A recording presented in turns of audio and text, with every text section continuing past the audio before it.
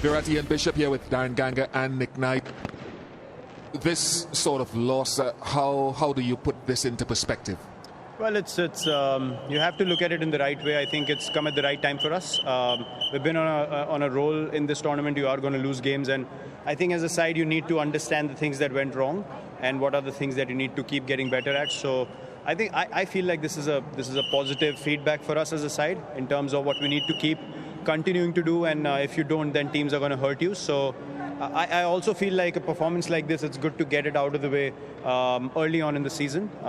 Still, we feel like we were there most of the moments in the game, but the key ones we lost, and we lost them badly. So that's pretty much it. We weren't too bad, throughout the course of the first innings. Obviously, right at the end with Jaddu displaying his skills, took the game away from us a little bit. And with the bat, I think our start was decent enough. We were 2 for 65, and then from there on, again, you can probably say, one guy completely beat us, and today all his skills in the field with the ball and with the bat were, up for everyone to watch. Yeah, someone like Harshal Patel, 3 really good overs. He's been really good for your team this season, hasn't he? He's been amazing, to be honest, and we will continue to give him responsibility. If you saw the second over he bowled, he changed the game. He got both the set guys out, and literally plugged all the momentum that CSK had. And in the end, Jadeja took it away from him, and that's how T20 cricket goes.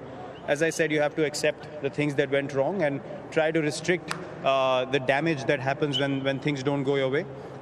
So I think, as I said, we have to look at this loss in the right way. Brush it aside, learn from it, understand what we did well as well, and keep moving forward as a side. Virat, you've had a successful run before this game. We often talk about that pivotal number 3 position. You've used 3 players in that position. Care to share the thinking behind that move? Yeah, look, I'm opening the innings with Dave, so we're very confident of our opening partnership. We will continue to use guys at 3 because we have Maxi and AB to follow, and depth with Dan Christian and Washington Sundar with the bat as well, and Harshal Patel, Jamieson, all these guys can hit the ball. So we will continue to utilize that depth.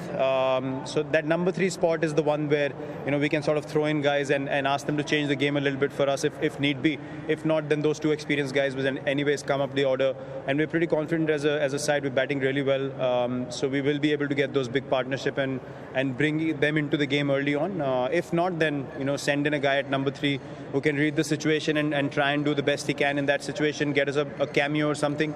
Because if you look at Dave and my game, it's pretty similar. One of us can bat through, one of us can attack. So we're going to switch those roles and keep continuing to utilize the right guys at number 3.